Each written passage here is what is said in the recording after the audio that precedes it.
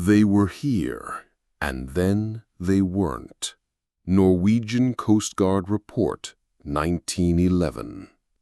The SS Valhalla, a steam-powered cargo vessel built in Bergen in 1904, had set sail from Trondheim on the 3rd of March, 1911, bound for Hammerfest. The crew numbered 24 men, experienced sailors, navigators, and engineers, led by Captain Henrik Lund, a man known for his meticulous logs and unyielding discipline. The ship was carrying timber and iron ore, standard cargo for the northern route, and its journey was expected to last no more than 2 weeks. On the 14th of March, fishermen in a remote cove near Lofoten noticed the ship anchored strangely close to the shore. At first glance, it appeared abandoned. No flags fluttered from the mast, no lights burned in the cabins. The sea was calm, unusually so, and the air carried a strange metallic scent. The fishermen reported hearing faint knocks and murmurs from the deck, but by the time the local authorities arrived, the noises had ceased. When the harbor patrol boarded the Valhalla on the morning of the 15th, the first shock came immediately. The crew was gone. Their bunks were neatly made, their personal belongings untouched. Half-finished meals remained in the galley, and in the officers' quarters, logbooks lay open on desks. But the most disturbing discovery were the symbols. Strange geometric markings etched into the wooden walls of the cabins, accompanied by what appeared to be hastily scrawled phrases in Latin and Old Norse. Some of the phrases repeated, as if the writer had been driven by obsession. "The threshold opens. We are ready. Do not follow." Initial reports from Bergen's maritime office tried to rationalize the events. Perhaps the crew had abandoned ship during a storm or been victims of piracy. Yet there was no evidence of struggle. The ship's lifeboats were intact, and no signs of forced departure were present. Moreover, Captain Lund's last log entry, dated March 13th, contained cryptic notes about voices from below deck and an unseen presence observing the crew. Local newspapers seized upon the story. Bergens Tidende published photographs of the Valhalla from the shore, showing the ship eerily still against the fjord's mist. Journalists spoke to villagers who claimed to have seen shadows moving along the deck at night, even after the harbor patrol had secured the vessel. Witnesses described a heavy, oppressive silence that seemed to hover around the ship, and some swore the crew's voices could be faintly heard singing hymns in a language no one recognized. The first team of investigators, led by Maritime Inspector Olav Jørgensen, documented the ship extensively. Their notes reveal a disturbing pattern. The symbols on the walls, though initially assumed to be random, followed sequences that mirrored the pages of Captain Lund's logbook. In one cabin, a mirror reflected not the empty room, but faint images of crew members standing in rigid formation, disappearing when approached. Photographs taken at this time show nothing unusual at first glance, but upon development, smudges resembling human faces appeared in corners, their expressions unreadable yet undeniably present. By March 20th, several scholars of Norse mythology and occult practices were consulted. Professor Ingeborg Aasen, a specialist in ritualistic carvings, noted that some symbols resembled ancient runes used in summoning rites. "These are not decorative," she stated. They indicate preparation, intention, an attempt to bridge worlds. Austin also observed that the runes were etched with such precision that it would have required hours of work. Yet no one saw the crew perform these acts. The only new development from the ship's radio logs. While examining the Valhalla's communications, technicians discovered recordings of static interspersed with murmurs. Some of the murmurs included the crew's names, repeated over and over, followed by incoherent syllables. Attempts to play back the recordings on different equipment caused severe equipment malfunctions. Radios shorted out, and magnetic recording plates warped inexplicably. By the end of March, rumors circulated that those who attempted to stay aboard the ship overnight experienced severe hallucinations. Sailors reported seeing corridors stretch impossibly long, hearing footsteps behind doors that led nowhere, and feeling an oppressive sensation that someone or something was constantly observing. One young engineer, Lars Pettersson, fainted while examining the main deck. He later claimed that the crew appeared to him, standing silently, faces pale and eyes hollow, beckoning him to join them. The Maritime Office tried to contain information. Orders were issued to prevent unauthorized access, and several photographs and logs were lost under mysterious circumstances. However, fragments survived, showing the uncanny uniformity of the ship's chaos. Dining tables set for 24, bunk beds made, yet the sense of absence was overwhelming. It was during these early investigations that the first true horror emerged.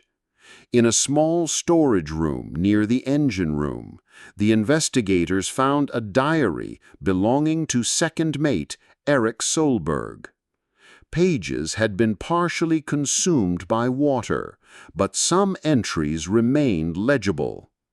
The final entry, dated March 14th, reads, "We saw it again. Not on deck, not in the water, always watching. It whispers, 'We are not afraid, but we cannot leave. The threshold is open, and it calls for all of us. Tonight we join.'" No one knew what Solberg meant. No trace of him or any crew member was ever recovered. The Valhalla remained anchored in Lofoten for several weeks until strong storms finally pushed it out to sea. When the Coast Guard attempted to retrieve it later, the ship had vanished, leaving only the fog and an emptiness where the Valhalla once rested. By April 1911, the story of the SS Valhalla had reached Copenhagen, Oslo, and even London. Maritime journals debated the legitimacy of the reports, oscillating between skepticism and growing unease. Yet first-hand accounts persisted, and the archives contained testimonies that could not be ignored. A second team, led by Captain Arne Holm, was dispatched to Lofoten in late April.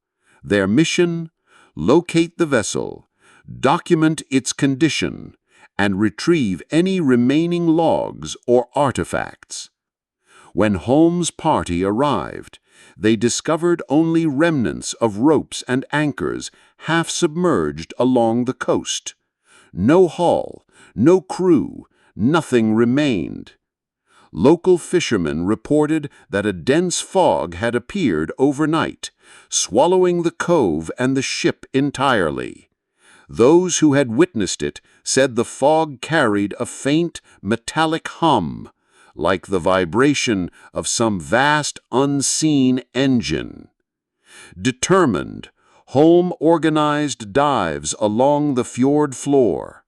They found fragments, a section of railing, warped and charred, a single leather boot, a compass frozen at 3:14 a.m. Yet the deeper they explored, the more inexplicable the phenomenon became. Magnetic compasses spun wildly, chronometers stopped, and on one occasion, a diver surfaced screaming that he had glimpsed crew members standing on the deck, transparent, immobile, staring. No one else saw them. Meanwhile, copies of the ship's diaries and Solberg's entries had been distributed to select scholars and journalists. One of these, a Norwegian historian named Margit Nilsson, noticed a pattern. Across multiple diaries, entries for March 13th, 14th repeatedly referenced an object in the hold. Its description varied. Sometimes it was a carved idol, sometimes a sealed crate, sometimes a pool of black liquid that moved as if alive. All accounts agreed on one detail. The crew was terrified, yet drawn inexorably toward it. The journals also recorded strange auditory phenomena. Crew members described faint chants echoing through empty corridors, metallic scraping sounds beneath the deck, and whispers that seemed to respond to questions, always in a language they could not recognize. Some suggested the presence of a hidden cargo, occult in nature, brought aboard from an unknown source in Trondheim. Others speculated that the ship itself had become a locus, a threshold between realms. By early May, the Maritime Office received alarming letters from individuals claiming contact with the missing crew. One letter, postmarked from Hammerfest and written in Solberg's handwriting, contained only the words, "We wait. Do you hear the song? It rises. Soon the sea will answer." The handwriting was verified against previous diaries. It matched precisely, yet Solberg had been declared missing months before. Attempts to trace the sender failed. Another letter, found weeks later, was drenched in seawater and smelled of iron. It contained an indecipherable map of fjords and symbols eerily similar to those etched on the ship's walls. Photographic evidence added to the mystery. Several images from Holm's expedition showed normal landscapes, the fjord, the mist, and rocky cliffs, but when developed, faint silhouettes appeared in shadows and reflections. One photograph, taken from the cove's shore, depicted the crew seemingly marching along the deck, though the ship itself was nowhere in sight. Faces were pale, eyes hollow, identical to descriptions in witness testimonies. A local priest, Father Eirik Dahl, was brought to examine the phenomena. He recorded in his diary, "I prayed over the fjord, yet felt the weight of unseen eyes. The water itself seemed alive, moving with intention. I heard a chorus of voices chanting, not human, yet undeniably articulate. I fled before sunset, though I know some have lingered. They wait." Attempts to reproduce or explain the symbols failed. Modern methods could not detect any chemical or physical anomaly. Scholars suggested that the runes were not just carvings, but perhaps a language of influence, a method of summoning or opening perception. Margit Nielsen posited that the crew may have unintentionally performed a ritual, leaving the ship as a permanent anchor for whatever they encountered. The most disturbing revelation came from a set of audio recordings created by Holmes' team using primitive hydrophones. Played back, the recordings contained static, interspersed with low murmurs. One particular fragment repeated a phrase, "Do not follow, do not look behind, we are all here." Repeated analysis confirmed the voices were human, yet spectral in quality, as if recorded from a different temporal layer. When played too loudly, the equipment overheated or failed entirely, leaving only a faint echo of the phrase. Stories from locals deepened the dread. Fishermen claimed that at night, near the former location of the Valhalla, small lights floated on the water.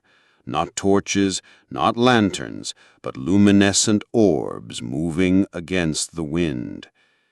Animals avoided the area, and some sailors refused to enter the cove altogether. Tales spread of shadowy figures on cliffs, staring silently before vanishing. By June, the Valhalla had achieved near-mythical status.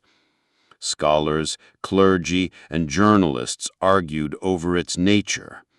A maritime disaster, a case of mass hysteria, or evidence of something beyond comprehension. Yet every investigation left more questions than answers.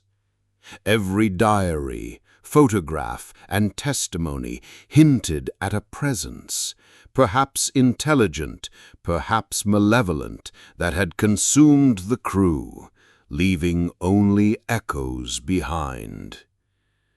Margit Nielsen concluded her preliminary report with a chilling note.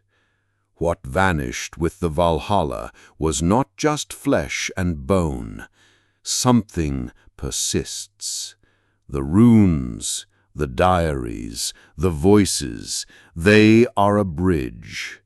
And bridges once opened do not easily close. By late June 1911, the Valhalla became the subject of international intrigue. Newspapers in Hamburg, Paris, and London reported on the inexplicable disappearance, each account more sensational than the last. Yet despite public fascination, official investigators remained cautious, acknowledging only the bare facts. The ship had vanished, leaving behind partially intact cabins, personal effects, and incomprehensible inscriptions. Holmes' expedition returned to Lofoten, this time accompanied by a Norwegian cartographer, Henrik Lunde, and an ethnographer, Solveig Thorsen. Their goal was to document the site rigorously, capturing maps, sketches, and measurements. Upon arrival, the cove was shrouded in an unnatural fog.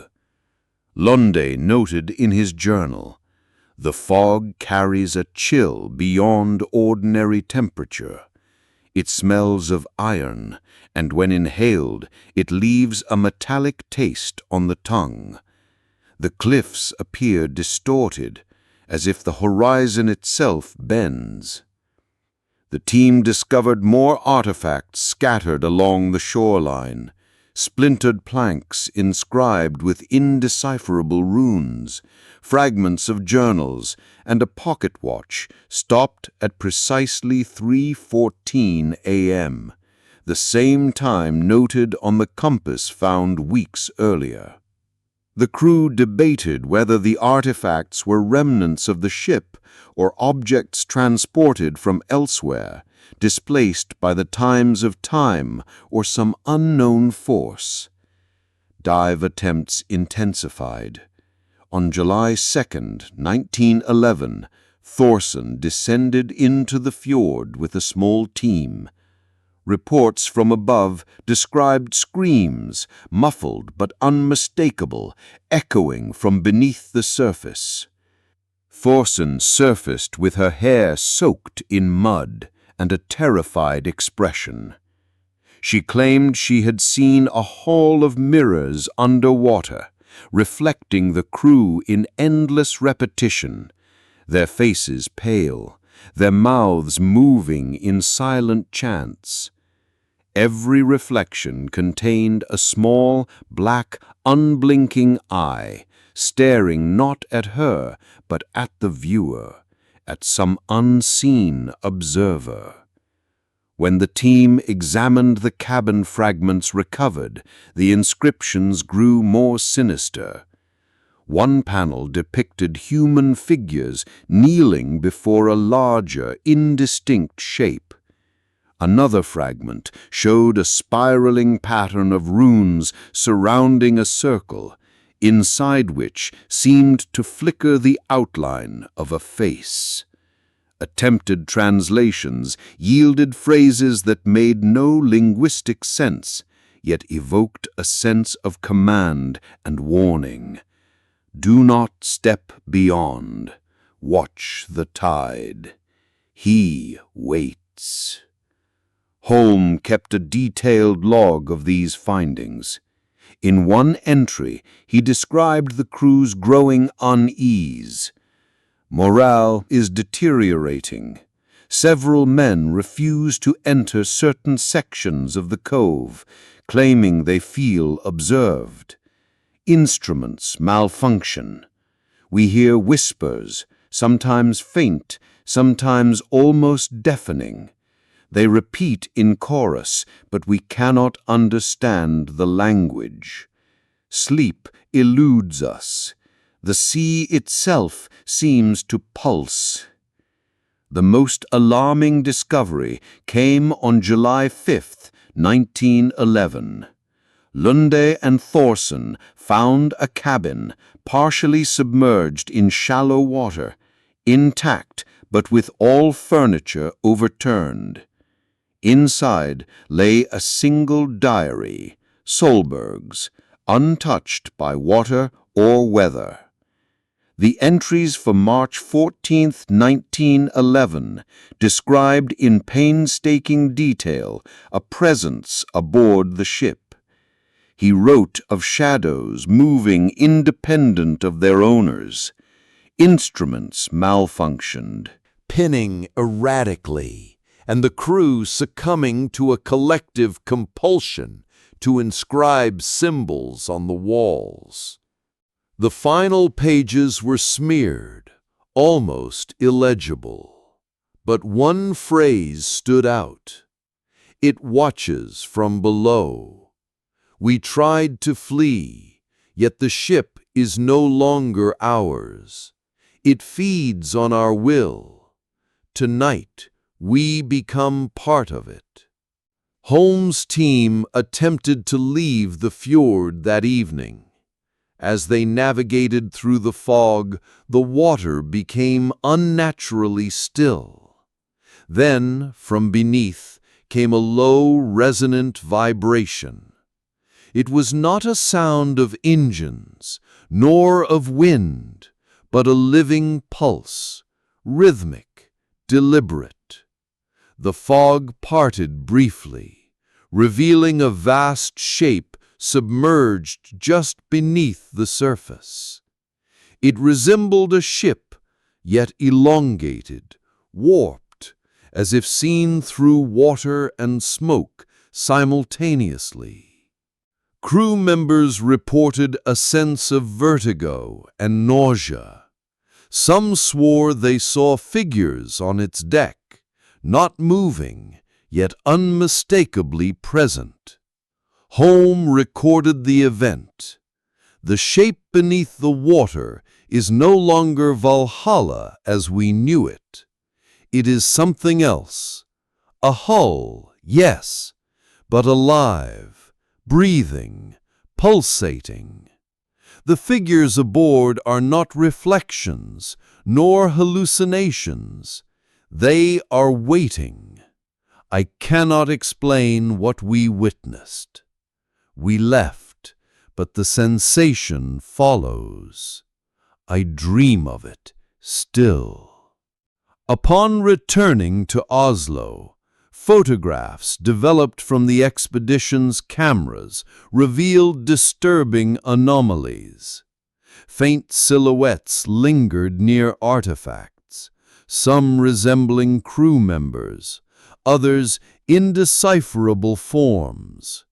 In one image, the compass fragment appeared to float above the ground, spinning on its axis, casting no shadow.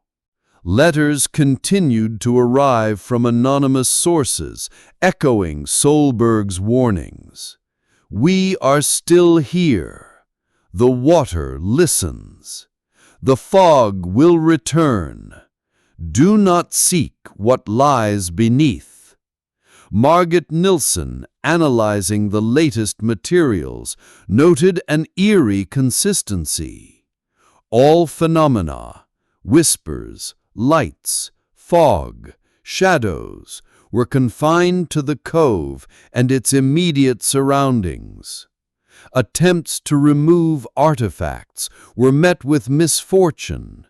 Equipment failed, personnel fell ill, and several suffered psychological distress. The fjord itself seemed to respond.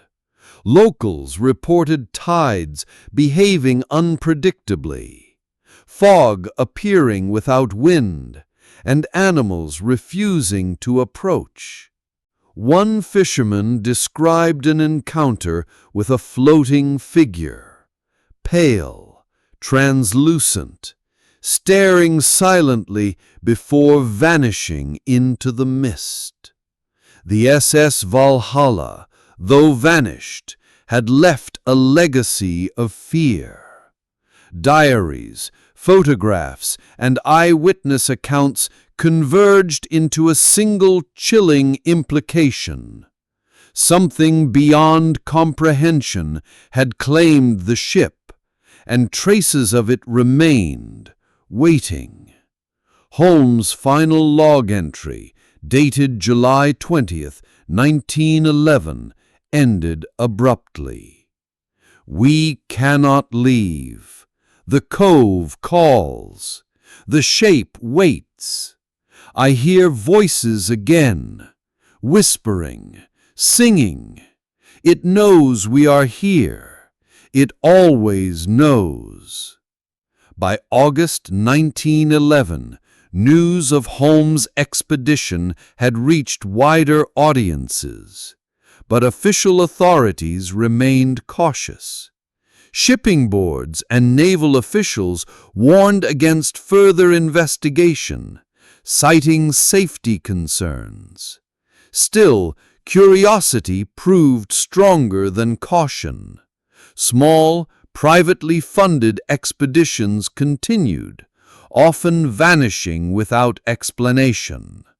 Letters from survivors spoke of the same haunting patterns: the cove, the fog, the unrelenting presence below the surface.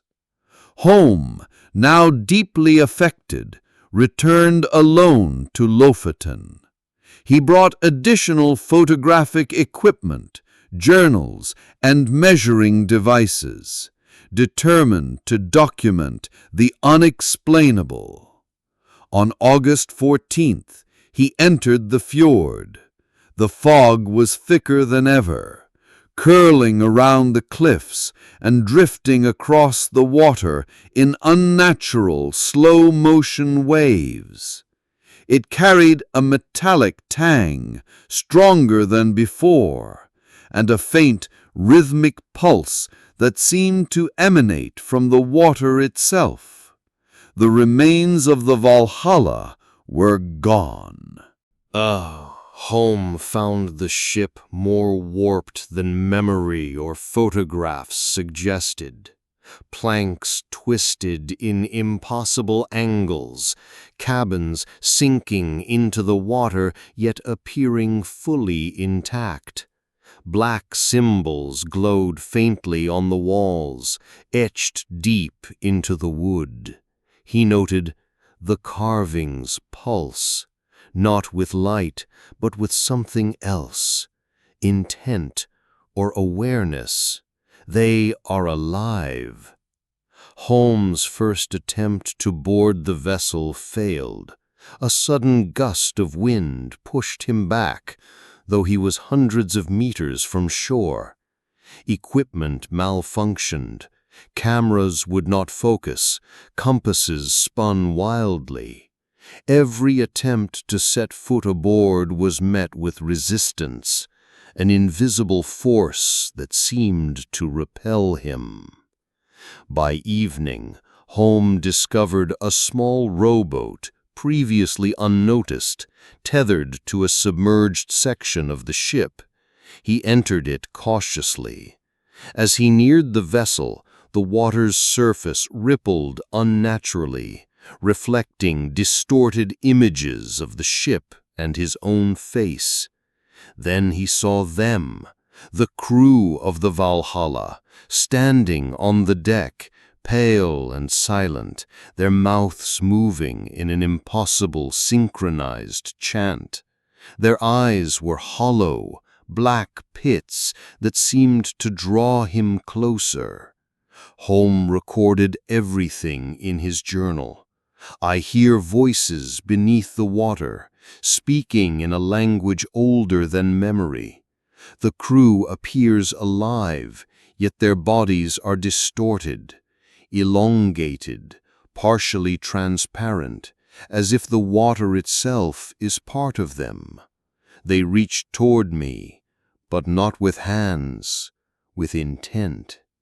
I am compelled to respond, yet resist.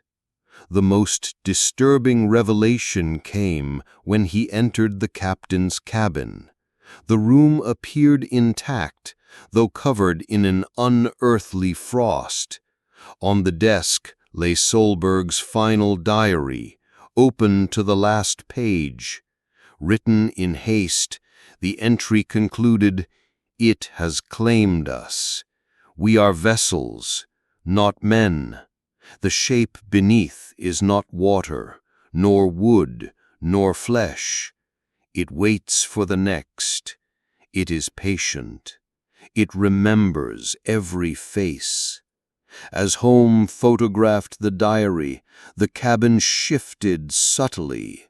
Walls bent, shadows stretched impossibly, and the faint sound of chanting filled the room.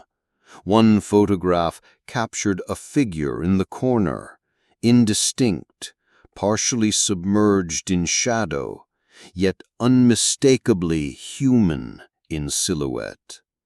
When developed, the image revealed eyes staring directly at the camera, though no person was visible when Holmes clicked the shutter.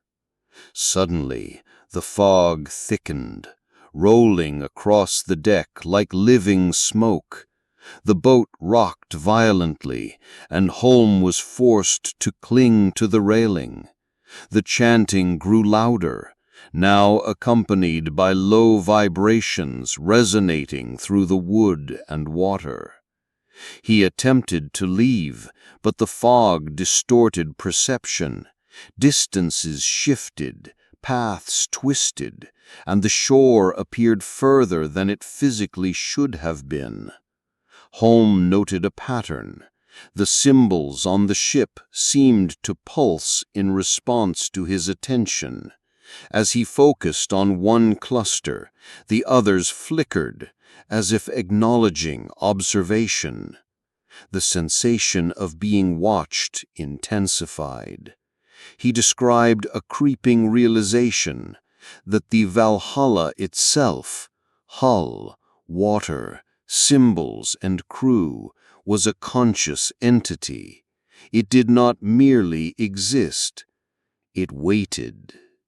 At approximately 23:14, Holmes witnessed the most inexplicable phenomenon. From beneath the water rose a vast shape, larger than the ship itself, undulating slowly. Tentacle-like structures, shimmering in the fog, rose from the depths, brushing against the Valhalla's hull without breaking it. Figures on deck extended toward these forms, merging into them, then dissolving. The water glowed faintly with bioluminescent patterns, faces and symbols writhing and shifting as if the fjord itself was alive. Holmes fled the vessel, barely rowing to shore.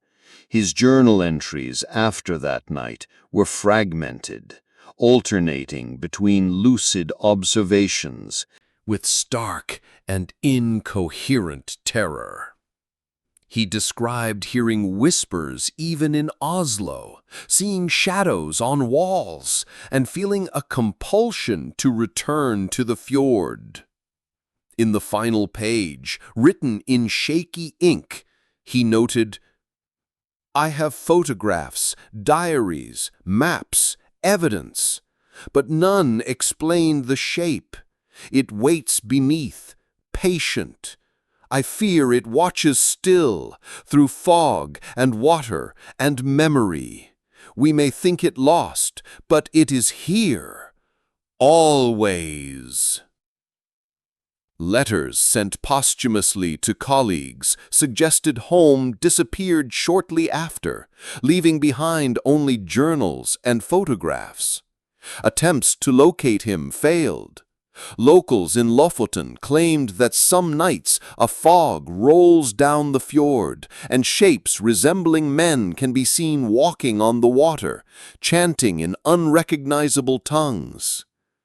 The SS Valhalla remains missing, yet its presence lingers in the cove, in journals, in photographs, in dreams.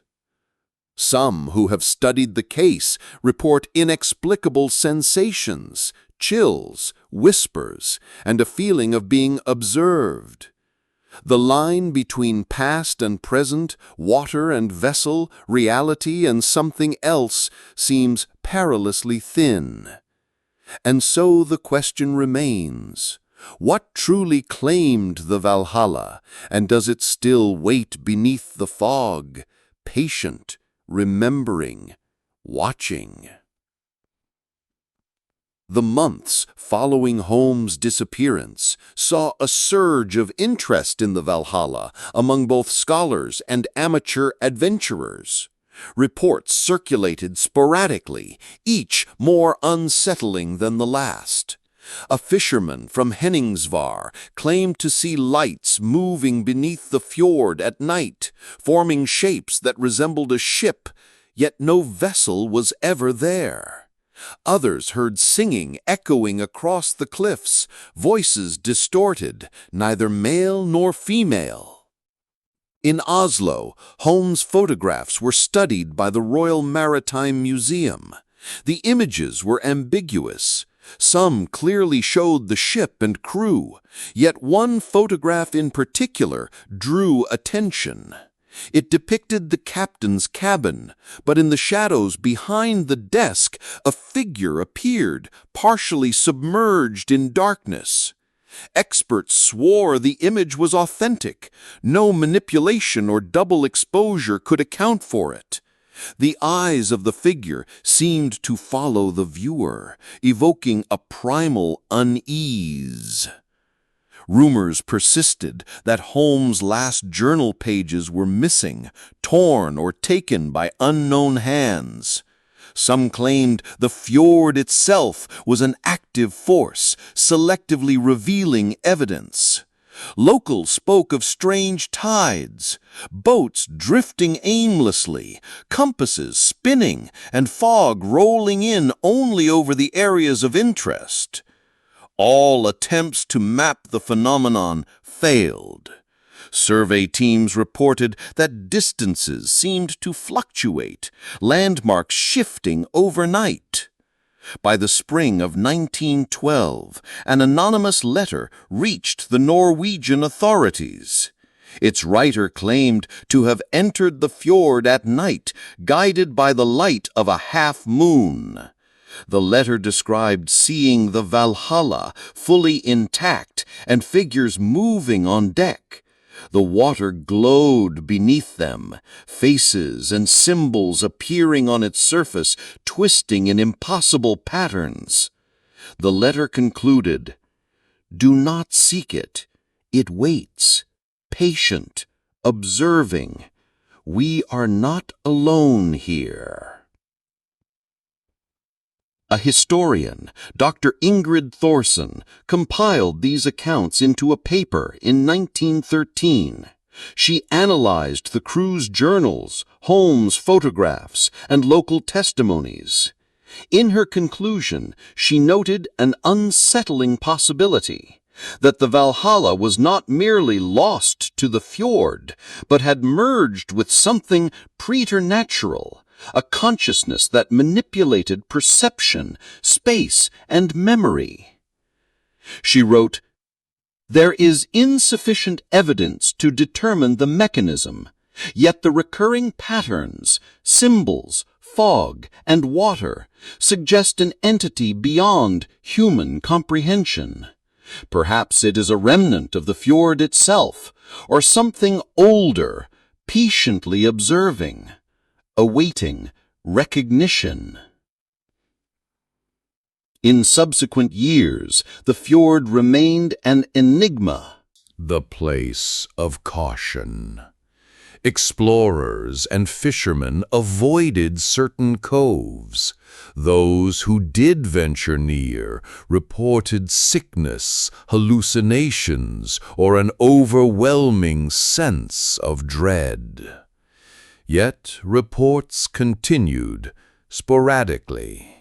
Glimpses of a ship gliding over fogged waters, whispers in dead languages, reflections in the water that did not belong to any observer. In 1927, a young sailor named Erik Larsen documented an encounter while navigating the fjord during a routine cargo delivery. He described seeing a ship resembling the Valhalla, entirely silent. Figures stood on deck, looking toward him, unmoving. As he approached, the fog thickened, and his compass spun wildly.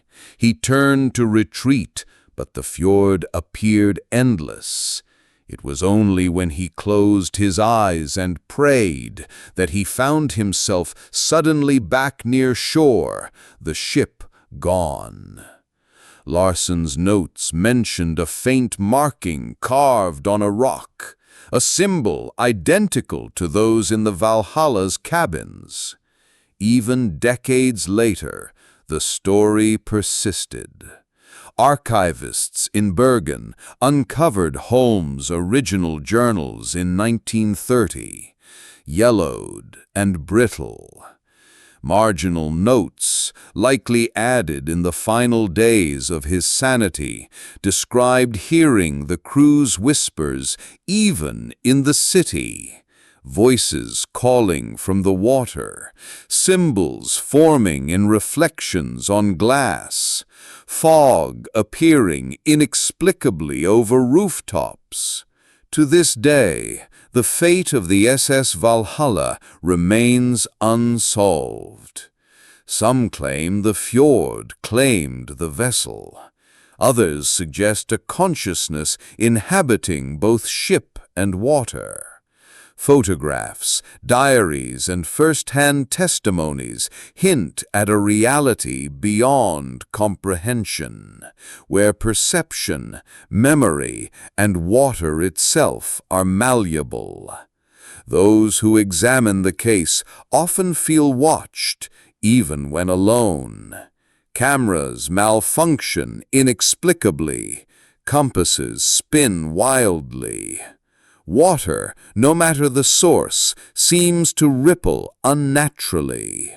And, perhaps most disturbing, the symbols carved aboard the Valhalla have begun appearing elsewhere, etched into rocks, walls, and wooden floors far from Lofoten. Sometimes faint chanting is heard near them.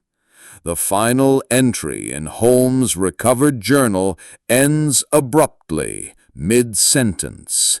It watches still, always, and perhaps we are not done. No trace of home, the Valhalla's crew, or the ship itself has ever been found. Only the fog and the water remain, patient, waiting, and watching. The fjord is silent today, but those who venture near sometimes report a shadow moving beneath the waves, an indistinct figure gliding just below the surface, as though keeping vigil over something far older than any of us, a reminder that some mysteries are not meant to be solved. And so the SS Valhalla waits. Perhaps not gone, perhaps never gone.